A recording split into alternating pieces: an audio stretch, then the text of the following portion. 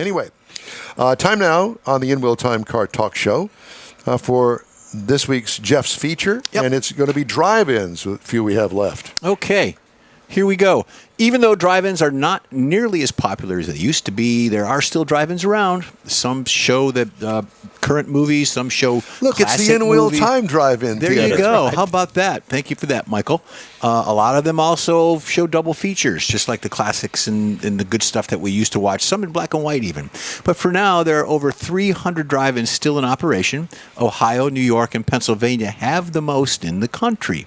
They've got almost 30 of them just in those areas of that country. Mainly because of the weather. Well, let's face it. Exactly. And they don't really do much over there. Unfortunately, Hawaii, North Dakota, Wyoming, Alaska, Delaware, Louisiana, they no longer have drive-ins at all. It was in 1933, a gentleman by the name of Richard Hollingshead opened the first drive-in in an Autobahn in North Cameron, New Jersey. Paid 25 cents, and you can get to see the movie, bring your car in. The first movie, Don, was called Wives Beware. I was there. I know. I was there when it opened. The concept of showing movies outdoors was novel. Here's how he did it. His mother was a large woman, and she couldn't get around, so he put her in the back seat of his car, and he would put screens up in his yard and show movies. He put a projector on his hood and show movies. It took on in the neighborhood. Everybody wanted to see it.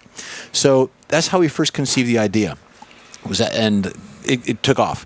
So he patented the idea in 1933 and then put a building together and all that stuff, and the gates opened that year.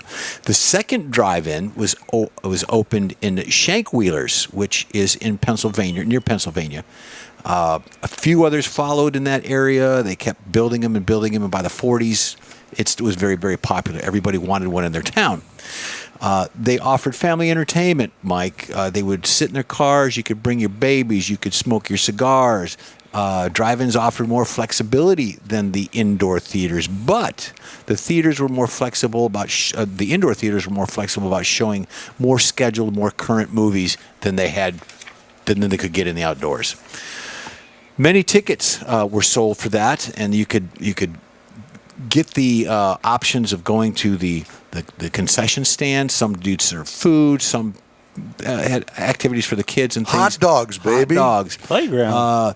But as it dwindled, and as the weather and the more popular indoor movies came to be more prevalent around the country, the drive-ins were relegated to show the B movies, and eventually some showed the X-rated movies. How dare they? No. Yeah, and some of the drive-ins, by showing the naughty movies, helped them survive. Now, if you look across the world, the other parts of the world, there's about 100 drive-ins existing outside of the United States, mainly in Canada and in Australia. But that concept is dwindling there as well. China is becoming a country that has more popular outdoor drive-ins as well. Here's a couple of my favorites. You got the Stars and Stripes drive-in where? In New Braunfels. We've been there. It was great.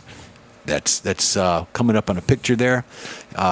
Also, the Stars and Stripes located in New Braunfels, built from the ground up in 2015. The same family owns it and operates it today.